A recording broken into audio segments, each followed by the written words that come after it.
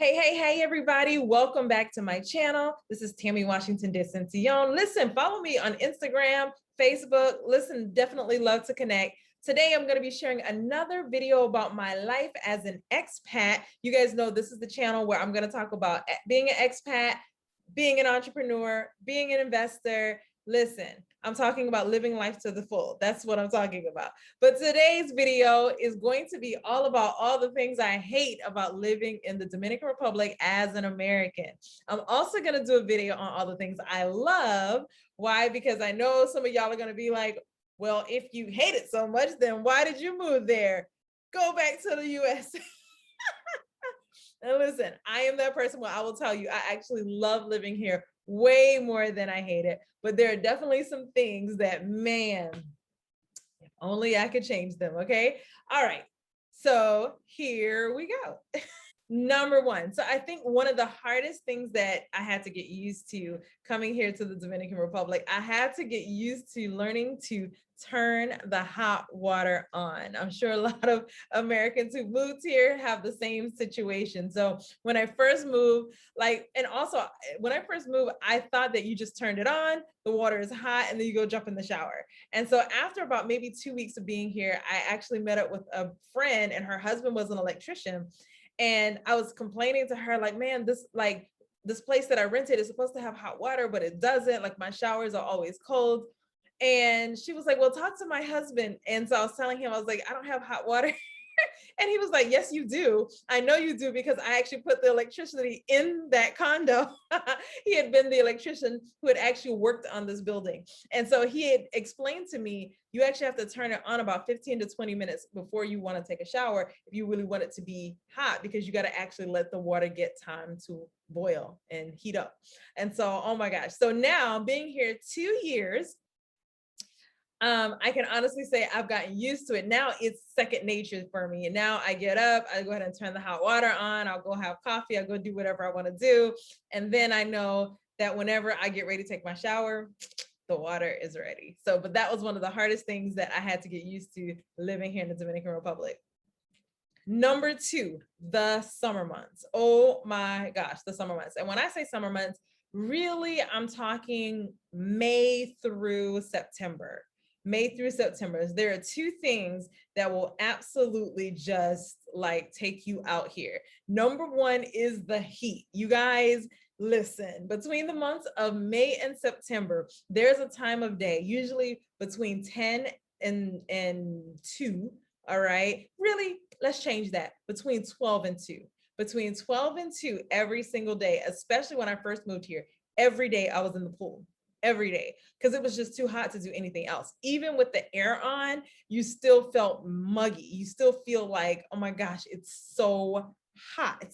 So one of the things that I do love is about being an entrepreneur and being an investor, and the fact that I don't actually have to go and work a job, is the fact that I can walk around in sundresses all day, number one. And then number two, that, yeah, during those times when I'm super, super hot, I can just go take a dip in the pool. I actually have a really beautiful pool here in this condo complex. So it works out really great. But I'm going to tell you guys, if you're coming to the Dominican Republic, come October through April, because you're going to get that nice Caribbean breeze. It's going to be great. I promise you. But those other months, let me tell you something, it's hot. Okay.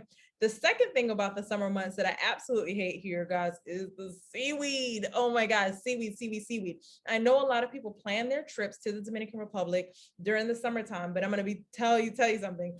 You're going to be very, very shocked, especially if you're in Punta Cana. There are other parts of the island where people say it doesn't hit as bad, but definitely in Punta Cana, when you go to the beaches, you're going to see mounds and mounds and mounds of seaweed, especially if you're renting an Airbnb. If you're at a hotel or resort, it's going to be a little bit different, because they literally have people that go out there and clean it every single morning. I used to go for walks in the beach in the morning, and you would see the guys out there just cleaning, and they got these wheelbarrows, and it seems like the wheelbarrows aren't even doing any help because it's so much seaweed. So, oh my gosh. So that's another reason why during the summertime, I tend to go more to the pool than I do to the beach. All right. The third thing is, and I watch a lot of other expat videos, and so I hear other people who live in other countries say the same thing, guys. the idea that you have to pay your electricity in advance. Oh my gosh. So coming from the US, most of us are used to having an actual electricity bill, right? So you pay your electricity bill once a month, whenever it comes in, and you're done with it, right? A lot of us have it even on automatic debit. But here, because I rent a condo from somebody else, the condo's name is in the owner's name. Therefore, there's not a situation where I can pay online. Like a lot of people will say there are ways that you can pay online here in the Dominican Republic, but depending upon how the person who owns whatever it is has it set up, you can't. So most people actually have to go to the colmado or have to go to a store, a local store where you actually pay your electricity. So the problem with that is you never know when the electricity is going to run out. Great example. Last night, me and my husband, I don't know what time it was, maybe like 11 or midnight, something like that, because we fell asleep watching Netflix. But we were in the bed, and I'm used to constantly like turning the air on and off, right? And so anyway, all of a sudden I woke up and I was like really hot. And so I went to turn the air on and I kept pressing the button. I was like, what's wrong? What's wrong? And I'm like, babe, something's wrong with the air conditioner. And he woke up and he goes, oh my God, the electricity's out. Dang it. And so anyway, luckily he actually knew a place that like a colmado that stayed open like all night. And so he could go and pay the electricity. There's these little machines where you actually go, you just put the money in the machine, you put your code in and your electricity, and then all of a sudden it'll come back on. But it sucks, especially again in the summertime. Why? Because in the summertime we're using the air conditioners way more than we would normally do. So a lot of times it will run out faster than what I'm used to. So for those of you guys who are thinking about moving, I pay in the summertime about $60 a week. And what I do is just like every Friday, as a part of like going grocery shopping or whatever, I'll just go and put like 60 bucks on. But sometimes if you forget, or sometimes if it runs out too early, yeah. So getting on the schedule of having to go and physically pay your electricity, it drives me crazy. Here's the next one, guys. And I know this is bad. This is really bad, okay, on my part, but the lack of fast food, oh my gosh. Listen, I miss being able to come home from work or just driving in my car and there's like a million places where you can stop and get food, okay? I moved here from Atlanta. So there's Chick-fil-A, there's like whatever you want, I promise you. If it's not there, you can go up to the next exit and you're gonna find some food, okay? Pop up something. All right, so here though, especially in Punta Cana, there are a lot more actual restaurants, right? So we have a Wendy's out near the airport, and then we have a Burger King in downtown Punta Cana, which I never ate Burger King in the States, okay? So there really isn't a lot of places where you can go and just grab something really fast. So I have gotten to the place now where I go out to eat probably, 2, maybe 3 times a week, but it's always a restaurant. And if I'm not, then I'm eating at home. So for those of you who love kind of that fast life of like, I'm not big on cooking. Thank God the Lord blessed me with a husband who's a chef because I don't like cooking. And so I'm used to just being able to go out and get something quick. Here, not so much. Number 5, the lack of good hairstylists. Now, I already knew I'm going to get some flack on this because I've already seen situations happen where people are like, what do you mean? Oh my gosh, what do you mean? I actually have, when I first moved here, I actually have a video of me going to my first Dominican hair salon once I got here. So go check out that video. And so I was excited when I first got here because I was like, oh my gosh, I'm gonna get a Dominican press. Like I've been hearing all about this and, I'm excited, Here's the thing about those Dominican presses, they don't tell you, all right? Number 1, this has been my experience of going to salons here. People here care more about getting your hair straight than making your hair healthy. As a matter of fact, I don't believe that a lot of people here are actually going and getting licensed to do hair. And I'll tell you why in a moment, okay? But my big experience here is that people do not care about the health of your hair. They care more just about getting your hair straight, which is why usually when people talk about Dominican salons, they talk about how straight they get your hair. But here's what you want to know and understand. If you're using that much heat on your hair and you're in the Caribbean and the heat and the sun is like literally on your hair all the time, what's going to happen is slowly but surely your hair is going to start to fall out. Your hair is going to start to get shorter and shorter and shorter and shorter, because your hair is not designed to have that much heat, like 400 degrees of heat, like on your hair, like literally burning your hair off. And so that's what happened to me, guys. When I first came, the first experience that I had in a salon was great. I was going to that salon for a while, and then pretty soon I noticed that my hair was just getting shorter and shorter and shorter. It was harder to handle, harder to deal with. It was just, yeah, I realized like my hair is coming out. And so I went and actually spoke to one of my old hairstylists from Atlanta. And I said, what do I do? And she said, you got to braid your hair up. She's like, you got to braid it up, wig it up, do braids, do something. She was like, but yeah, she was like, yeah, Dominican salons, like it basically everything that I was thinking, she was like, yeah, absolutely. Okay. So here's my experience, okay, with going to Dominican salons. Number one, I feel like when people are in the salon, no, okay, let's put it this way. Number one, okay, I don't know a lot about hair. Like I'm not a hairstylist, but I feel like there are basic things that people know about hair. Okay. Like for example, the fact that you're supposed to wash your hair with hot water because it opens up the pores. And so it actually cleanses the hair. And then you condition your hair with cold water because the cold water actually closes it in. So it closes in the moisture. So when I come to a salon and you're washing my hair with cold water, I'm like, huh? What? What? So that's the first thing that was just like, wait, what? So that I always would have to ask them to wash my hair with hot water. And they're thinking, oh, she's American. Americans, they need hot water. But I'm like, no, that's actually how hair works. You're supposed to wash it with hot water. There's a hairstylist out there, correct me if I'm wrong, but that's what I have learned, okay, from my own hairstylist, okay? And I was very used to coming from Los Angeles, especially in Los Angeles, and then coming to Atlanta. I have been working with hairstylists over the years who have always basically cared more about the health of your hair. Like in LA, like the reason why I ended up going natural was because my hairstyle, I couldn't find anybody who would do a relaxer. I'd come from North Carolina at that time because I'd come from college, but I couldn't find anybody in LA who would really do a relaxer for me. They'd be like, why do you have a relaxer in your hair? Don't nobody do that no more. Now this was, guys, this was 2004. Okay, so we're talking almost 20 years ago. I don't know what's going on in LA right now, but at that time, people were just like, they were like, no, we don't do that. You need to grow this relaxer out of your hair. And that's what my hairstylist helped me do.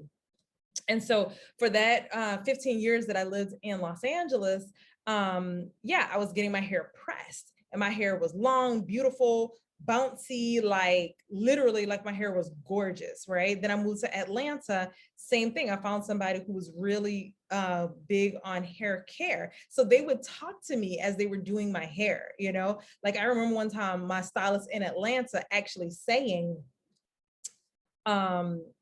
you need to make sure that you're not putting too much heat on your hair. And as a matter of fact, he had just straightened my hair. He was like, I'm not going to curl it. I'm not going to bump it. I'm not going to whatever, because we've already put too much heat on your hair for one day. So I want you to go home and curl it tomorrow. You know what I mean? Like, this is the kind of stuff. Or my hairstylist would say, hey, based on the texture of your hair right now, next week or next time you come in, you're going to need to get a deep condition. Okay. So go ahead and put that in your budget, blah, blah, blah, blah. Okay. Here in Dominican Republic, I don't feel like it's like that at all. I feel like everything is just a price structure for them. It's like they come in and like, do you want condition? Do you want extra conditioner? Not based on the fact that my hair needs extra conditioner, but the fact of like, everything is just an upsell, right? So if I say no, they're like, okay, and they go to the next thing, you know? And so I don't know. And it could be the language barrier as well, because my Spanish isn't great. So I will admit that. But it's little things like that. And then even just, I I would find that because my hair is natural. So when it's washed, the hair is curly, right? Now I'm used to having my hair straightened all the time. So most people are used to seeing me with straight hair.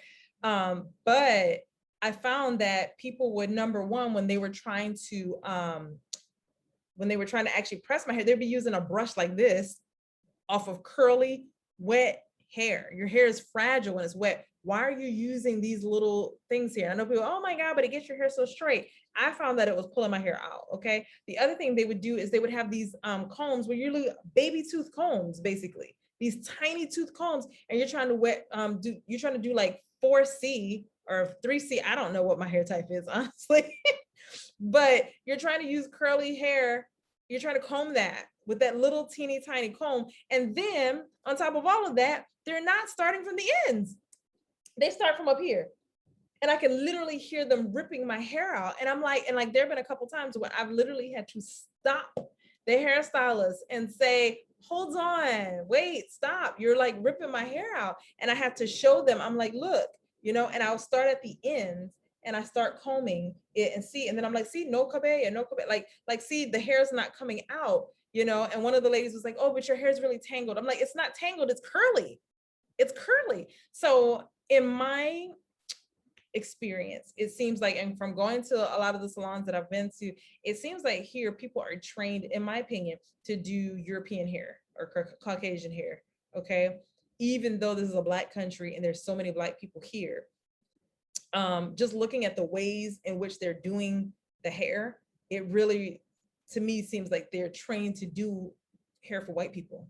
Can I just say it that way? And the way that reason I feel that way is because one of my stylists in Los Angeles, he worked in a sort of, I don't know what you would call it, a mixed salon, if you will. So some of the stylists were doing white people. He did white people and Black people, you know what I mean? But there are different tools that you use when you're using a Black person's hair and a white person's hair, okay? For example, I only saw them ever use this on a white person's hair. Never saw them use this on a Black person's hair.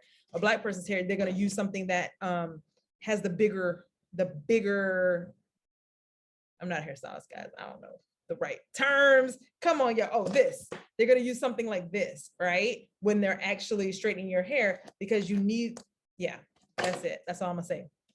So for me, it's like, why are you doing my hair like it's a white person's? That was my first thought. And so anyway, all that to say, I had to basically stop going to the salons here. The last time I actually went to a salon was during my wedding. I hated my wedding hair as well. Again, I felt like, yeah, it just, I don't know. So listen, if you know a good salon here where somebody actually cares about the health of your hair and not just getting it straight. And the other thing too, ladies, if you're natural, the first thing they're going to say when you walk in is you need a relaxer. Let me put a relaxer in your hair. And you're like, no, like, first of all, it took me too long to grow this relaxer out. No.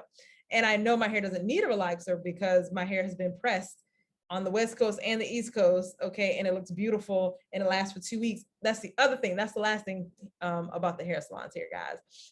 For me, I would get that thing pressed, and the first time I got it pressed, because I think my hair was trained from the US, it lasted for a while, like 10 days, 14 days, whatever. But the more I got it pressed here, the less it got to the point where it'd be 2 or 3 days, to the point where I got my hair pressed, and then by the time I got home, my hair was puffing up again. And I'm like, all of that heat damage I just put on my hair, and it's not even straight. Done, So for those of you who noticed that at some point I started wearing wigs and I started doing a lot more braids, that was the reason. All right, guys. Number 6, lack of good shopping. So I mean, long story short, there's just not a lot of great places to shop, definitely, especially here in Punta Cana. This is definitely more of a tourist area. So you're going to get tourist prices, number 1. And number 2, there's just not a good variety. And so what most of us do, we actually travel to Santo Domingo to go shopping. But even in the malls in Santo Domingo, I just have not had good man. I can't tell you what I would do for a good Macy's right now out here. Okay. So I'll get things here and there, but for the most part, whenever I go to the US, I usually plan to go shopping while I'm there. And I usually bring a second suitcase home with me that have clothes. My sister lives in Savannah. Thank you, Lord, for the outlet mall. So usually if I go home, I'm going to go to the outlet mall or some mall, and I'm going to bring some stuff back with me. Yeah. So I would not expect ladies to come over here and do like great shopping. Number 7, All right, the lack of central air. Now, I will tell you something, okay? This one used to really be a pet peeve of mine when I first moved here, but the truth is, honestly, it's gotten better. And when I say it's gotten better, it means that I have adapted, okay? So coming from the US, most of us are used to central air. So if you turn the air on, everywhere you go in your house, it's the same temperature, right? Well, here in the Dominican Republic, most of the time, I've heard that there are a few places that have central air, but for the most part, you're gonna have an air conditioner in each room. So whenever you go into that room, you just turn the air conditioner on. And so I hated that when I first got here because I would be like, oh my gosh, I can't sit in the living room because it's just too hot. And because it's so big in the living room, it would take so long to cool the room. So during the summertime, you'll hear a lot of people say that like or a lot of my friends have said, I don't leave my bedroom. Like I leave my bedroom to go out and get food, whatever, but I do everything basically in my bedroom because it's just easier to cool the room and it's right there. Now, the reason I say that I have adapted is because I recently took a trip home to South Carolina, to Savannah, and spent a week at my sister's house. And I was sitting there at my sister's house and she has central air, of course. And it was I just felt like I was freezing the entire week. I was like wrapped up in a blanket, coffee in my hand every day because I'm like, and because it's central air, I felt like I can't escape it. Everywhere I go, it's cold. It's just cold. I can't even be like, let me leave the room. Yeah. So now that I think I've been here for a while, I think my body has actually adapted to having air conditioners in just one room. So number 8, bad internet. Now I've heard some people say that they found great internet. They work from home, they work remotely, and their internet works really fine. But I'm going to tell you right now, I have lived in 3 different apartments in the Dominican Republic, all in Punta Cana. I have worked with Claro, I've worked with Altice. Those are the 2 main providers when it comes to internet. And let me tell you, I have just never had good internet, or I'll have good internet for a week, and then the next week it's slow, it works when it wants to. And so I miss having great internet. So I would recommend, if you're coming here, make sure you got a great computer because you don't want anything else disturbing your internet. Number 9, one of the other things that was hard for me to get used to when I moved here was the paying for, well, I guess I would say the prices of certain foods, right? Prices for imported foods. And then also like there's some things you have to pay for here that you don't have to pay for in the US, mainly water. So I'm used to going to a restaurant and I would always order a drink and then I would always order a glass of water as well. Well, of course, here the water is not free. So it would always make me mad whenever I had to buy bottled water. I was always like, water is supposed to be free. So having to pay for water, I remember going to the grocery store one time and I wanted cereal. And so I was like, oh, I'm gonna get some cereal today. And so I picked it up. And then when I looked at the, like when I was looking at the exchange rate, I was like, wait a minute, that's $9 US for some honey bunches of oats. Are you serious? I was like, no, and I always believe like I'll pay anything for anything, right? I'll pay any amount of money for anything as long as it's worth it. And I'm like, a box of cereal, I don't care how much money you have, in my opinion, is not worth $9. And so I was like, nope, putting that thing back on the shelf. So I literally like stopped eating cereal because I just thought it was too expensive. Every now and then I'll have a box of something if I'm like really craving it or something. But for the most part, I had to completely cut it out my system because it just, in my opinion, it was just too expensive here. And for some reason, I didn't like the Dominican cereals that they had. So I was just like, guess I'm not eating cereal no more. All right, number 10. One of the things I hate about living here, guys, is getting the American price on things versus the Dominican price. And I'm sure all expats like feel this way, regardless of whatever country that you're going to. But man, that thing is something special. So let me tell you, it's not funny, but it's ridiculous. I will literally send my husband into the store first to get a price. Back when I was getting my hair done regularly here, I would send my husband into the salon and ask them what would be the price. He would come back out and give me the price. And so then we would walk in together and he'd be like, okay, this is my wife, go ahead, do hair, whatever. And then at the end, the price is always more. And they'll always say something like, oh, well, I had to add this, or I had to use a special conditioner, or whatever, you know. Last time I went to the dentist, I asked like, what was the price of a cleaning, you know? And so I had my husband go, he went to a couple different places, and the place that we ended up going to was like $50. And so, and then as soon as the dental appointment was over, the guy was like, that'll be $60. And I was like, but you told my husband 50. And he was like, no, I told him 60. Lies. So there's always that thing. And I've gotten into the habit of saying je vis aquí, which means I live here. So a lot of times the taxi drivers or the motos, you know, they'll try to up the price on you. And I'll be like, no, je vis aquí. Like, I live here. Like, you, like, no, I know that's not the right price. Give me the right price. So yes, when you move here, get used to that, because as soon as they see that you are American, you're going to automatically get a higher price for everything. Number 11, policing. Now, I will say this, it's a con, but you know what? Honestly, I would rather the police here than the police in the US. Here's why. The police here are just out for money, and it's ridiculous. You know, if they stop you, they just want money. So man, I'm gonna tell you something. The police racked up during COVID. The entire country shut down for a year. We were on curfew. All right. So I can't tell you how many police I had to pay off just so that I could go home, because they'd be like, we're going to take you to jail because you're out past curfew. And one time it wasn't even curfew yet. It was like a couple of minutes before we were trying to get home. The police stopped us in there. And we're like, but it's not curfew yet. And they're like, well, by the time you get there, it'll be past the curfew. And we're like, but you stopped me. And that's the reason why I'm not going to make me curfew. So I don't like the policing. And the reason why is because it's just about money. You know, like you will see whole families on motos. You will see people with babies, small babies in their hand, riding on the back of motorcycles, nobody wearing a helmet, people weaving in and out of, you know, and I'm like, how you got this person with a baby on a motorcycle and you say that that is okay, but then you will look for a reason to stop me just so that you can make some money. And so for me, that really kind of gets under my skin. But again, you know, being a Black American from the US, you know, I can't honestly say in the US, if the cops stopped me, my heart would be beating fast. Like it was emotional. Here, not so much, because it's more of like, how much am I going to have to pay this person to get out of this? And usually it's like $10, $20 and you're good. Number 12, this is a big one right here for me. This is a huge one for me, okay? The no refund policy. So this goes for pretty much everything. And I did not know this. So when I came in as an American, and I remember going to a restaurant and taking like one bite of food and being like, oh, this is like awful. No, no, no. And so, and then telling the person like, this is not, something's not right here. This isn't good, you know, blah, blah, blah.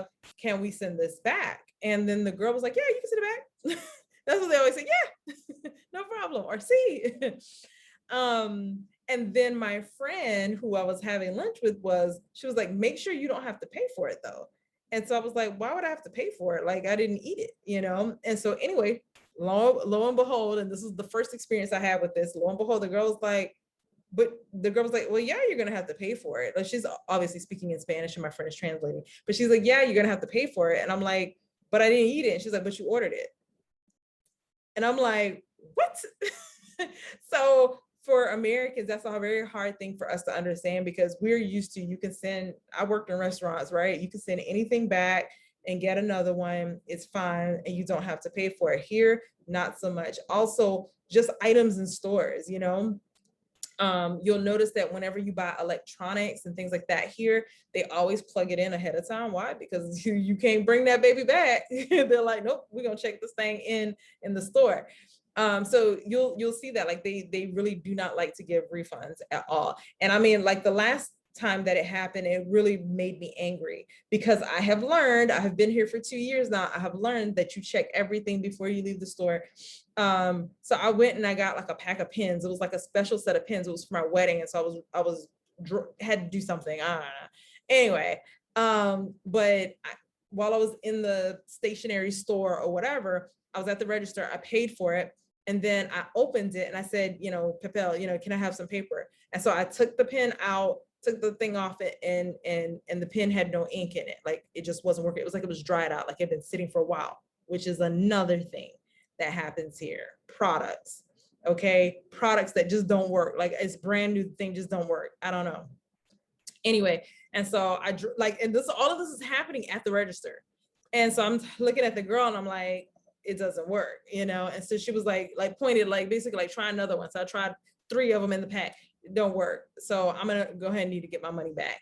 And she was just like, oh no, you can't get your money. Like you already paid for it. Like it's yours. And I'm like, it doesn't work. It's not like I went home and maybe switched it for something else. It didn't work. And then she put up a big fuss and then I put up a big fuss.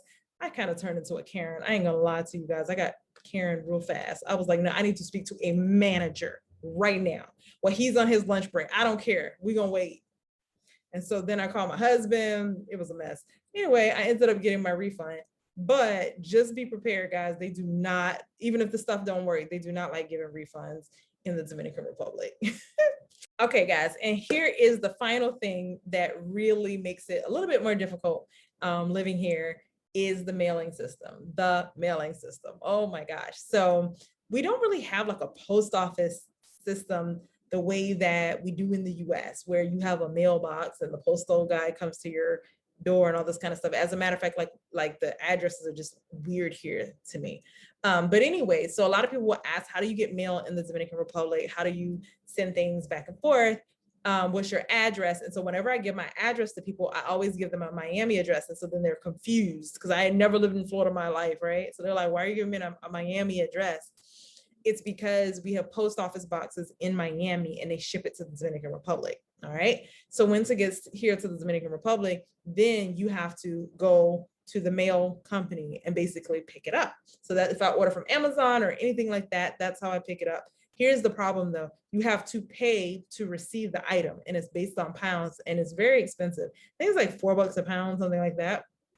So even when I was getting married, I tried to really encourage people to do cash for gifts, but how do you really tell people what to give you for gifts, right? So I would encourage them, like, please, like we had all these like cash donations, like, oh, a house fund, oh, a honeymoon fund. We had all these kind of cash funds that nobody gave to. Why? Because people like giving gifts. And so people sent gifts and some of those gifts, like I remember one day my husband came back from the shipping company and he was like, you can believe what I just paid. It was like over $100 for us to receive our items. So again, that's why I always tell people, don't send me stuff because you got to pay to ship it and then I got to pay to receive it. Okay. So not only did they have to pay to send it, we had to pay to receive it. It was like over $100.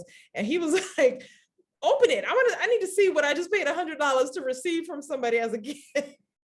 It was funny. So, but anyway, thank you for all the wedding gifts, for everybody who sent us a gift. But that was the reason why we were encouraging people to do cash funds, because it's just easier and then we could just buy the stuff here. So yeah, guys, so listen, again, I love living in the Dominican Republic. I'm going to do another video that tells all the reasons I love living here, but I did want to share that for you all. Those of you who may be thinking about moving, thinking about even just moving to any other country, there are going to be things about that country, no matter how beautiful it is, no matter how, you know, free it is, there's going to always be something that you're going to have to get used to as an American. So I really hope that this helps someone, and good luck on your expat journey. Please feel free to reach out to me if you have any questions about any of the things that I mentioned on this video. Have a great day, guys.